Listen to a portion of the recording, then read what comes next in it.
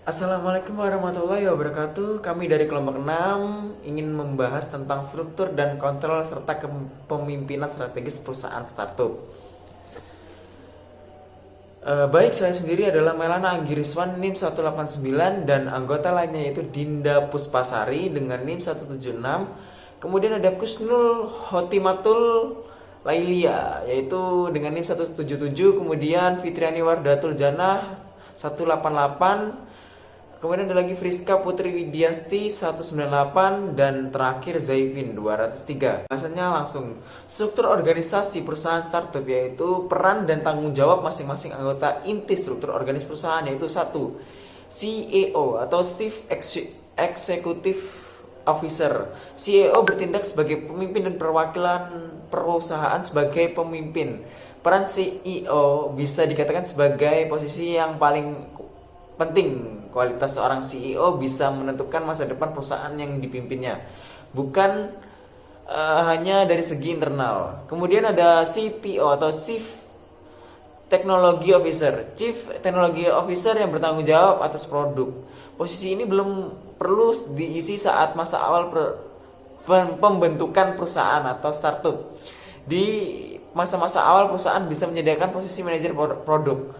Kemudian ada CFO atau Chief Financial Officer, bicara soal perusahaan startup. Salah satu hal yang tidak kalah penting yaitu dana yang dibutuhkan agar perusahaan bisa beroperasi dengan baik. Untuk mengurus bagian ini, maka diperlukan seorang CFO atau Chief Financial Officer. Kemudian dilanjutkan dengan teman saya selanjutnya. 4. CMO, Chief Marketing Officer. CMO bertanggung jawab atas semua aspek pemasaran meliputi riset pasar dan strategi kehumasan untuk menjaga citra perusahaan. COO, Chief Operating Officer. Segala hal yang berkaitan dengan operasional perusahaan menjadi tanggung jawab seorang COO atau Chief Operating Officer. Namun di masa-masa awal pembentukan startup, biasanya peran COO bisa diambil alih oleh CEO.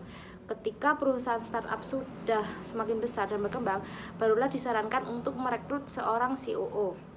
6. WP Penjualan, Wakil Presiden Penjualan. Wakil Presiden Penjualan bertugas untuk membantu perusahaan menghasilkan keuntungan. Lingkup kerjanya berhubungan erat dengan marketing dan penjualan. Saya Friska akan menjelaskan pengendalian internal pada perusahaan startup.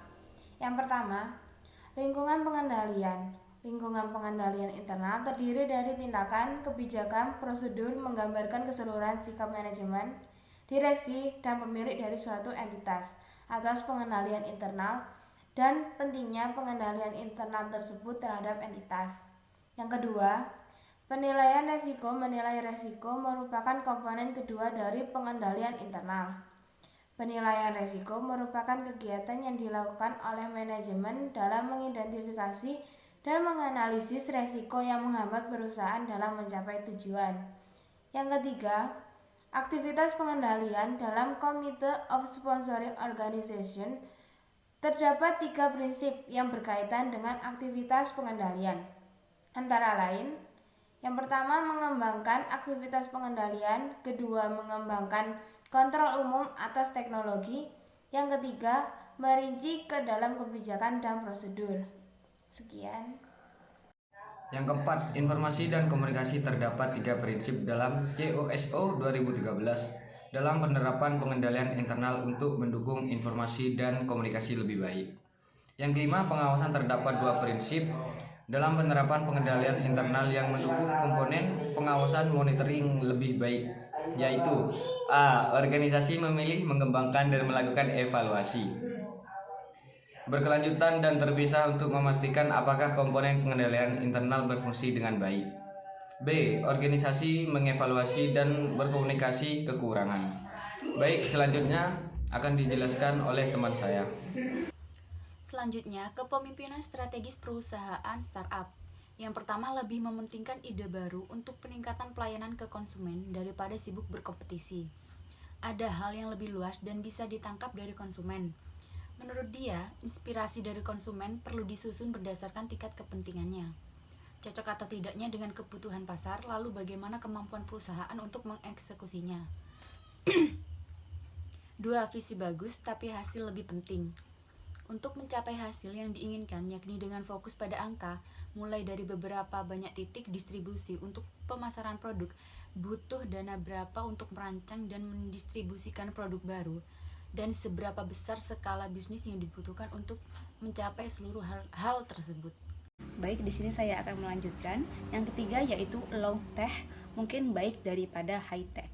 Kini sudah banyak sekali alat-alat berteknologi tinggi yang memungkinkan proses tatap muka, tapi belum tentu teknologi lainnya bisa membantu. Yang keempat yaitu mendengar lebih baik daripada berbicara. Harvard mengajarkan ilmu ini. Konsep ini memiliki ide advokasi dan penyelidikan, menyeratkan bahwa seorang pemimpin harus terlibat langsung dan mengajukan pertanyaan demi memastikan orang membeli produk tersebut. Yang kelima adalah Anda tidak bisa melakukan semuanya sendiri. Dalam HBS, membangun tim startup adalah hal yang diajarkan di sekolah. Kuncinya, Anda mencari tahu semua keterampilan yang dibutuhkan dalam perusahaan startup untuk menjadi sukses dan memastikan tim. Itu tadi presentasi dari kami. Apabila ada salah kata, kami mohon maaf. Wabillahi taufiq wal hidayah. Wassalamualaikum warahmatullahi wabarakatuh.